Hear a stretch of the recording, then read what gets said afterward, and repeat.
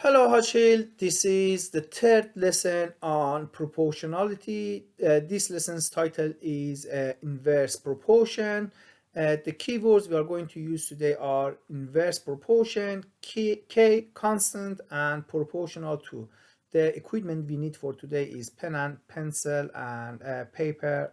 You don't really need a calculator.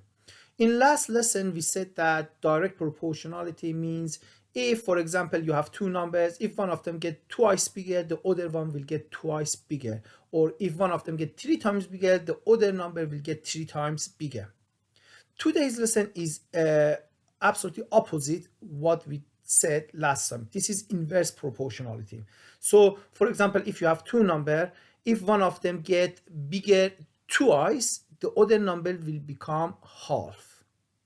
If one number gets bigger three times, the other number will get smaller three times. Okay, so that is called inverse proportionality. Okay, let's begin the lesson.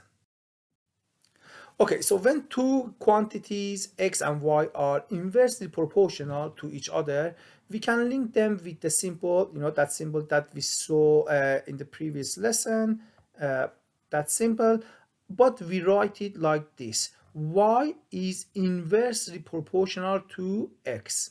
So the only difference is 1 over. That 1 over means inversely proportional. Okay, so y is inversely proportional to x.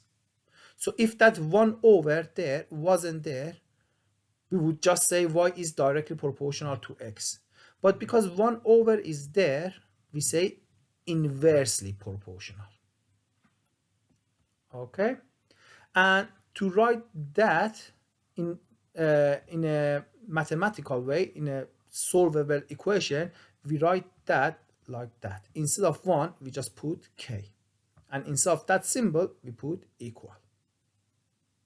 And k is a number that we have to work out. Okay? So let's go through a few examples. Okay, here is an example. Y is inversely proportional to x. How do we write that? Well, we write it like that. And then how do we make that in a more mathematical way? Change that to equal and change that one to k. Like that. Now, we know y is equal to x is equal 16. So let's substitute those numbers into our equation and see what we get. That's what we get. 2 is equal k over 16. Now, let's find out what k is. So we need to get that 16 divided by 16. So we need to multiply this side by 16, this side by 16. And then we get k is equal 32.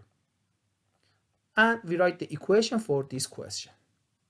Instead of k, you put 32, and then x and y stays the same. So this equation solves all the problem for this question. Now, let's see what the question is asking us. Find the value of x when y is equal 4. That y is equal to 4. So let's write 4 instead of y and see what we get for x. Okay, that's what we write. So we need to find x. So we multiply both sides by x. We get 4x is equal 32. And then we divide both sides by 4. And then we get x is equal 8. Okay, here's an example for you to try. Have a go, pause the video, and then once you finish, we go through the answers together. Okay, let's go through the answers together. So first, we write the first line in a mathematical way. Y is inversely proportional to x. So that's how we write it. Y is inversely proportional to x. How can we change that to equal? All we need to do is make that one to k, and then we make it equal. These two are exactly the same. Now, we have some more information that we can use to find out what k is. So let's put it. Y is 30 and x is 5. Let's put them into the equations. Okay, that's what we got. Let's solve it for k. So multiply both sides by 5 to get rid of this 5, because this 5 is dividing. We need to multiply by 5. So if you multiply this side by 5, you lose this 5, and then you multiply that side by 5, you get k is equal 150. Okay, now write the equation. So equation is going to be exactly same as this, but instead of k, you are going to put 150. There we go. So this equation will solve all the problem for this question. Now let's see what the question is asking us. It says find the value of x when y is equal 25. So when y is equal 25, what would the x be? So let's put 25 instead of y. That's what we got. We need to find out x. So multiply both sides by x to get rid of this x. You get 25x is equal 150. And divide both sides by 25. You get x is equal 6. Okay, next example. Y is inversely proportional to a square of x. How do we write that?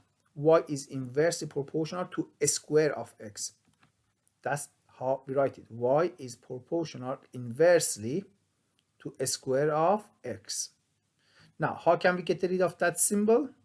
We change it for equal, and then instead of 1, we put k.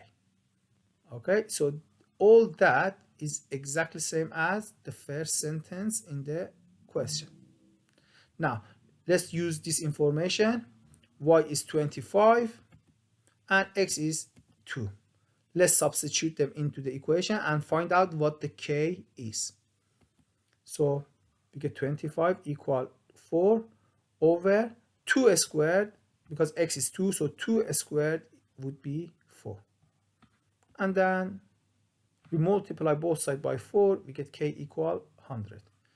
Let's write the equation for this question. It would be exactly the same as this, but instead of k, we're going to put 100. There you go. So this equation will solve all the problem for this question. Now, let's see what the question is asking. It says find the value for y when x is 5. So all we need to do is, instead of x, we put 5. There you go. Y is equal 20.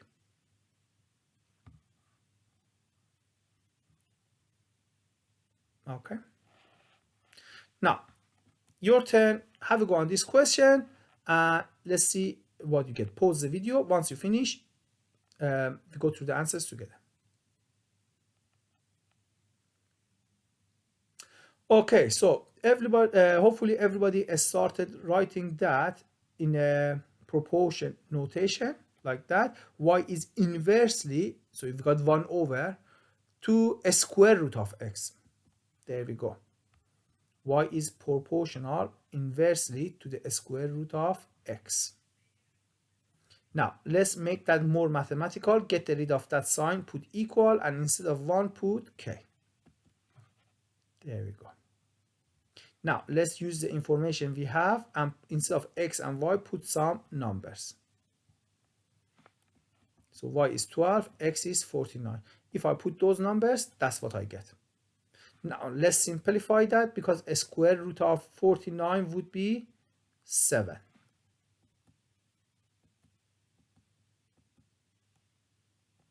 Okay. Don't worry about that. So let's focus on this part.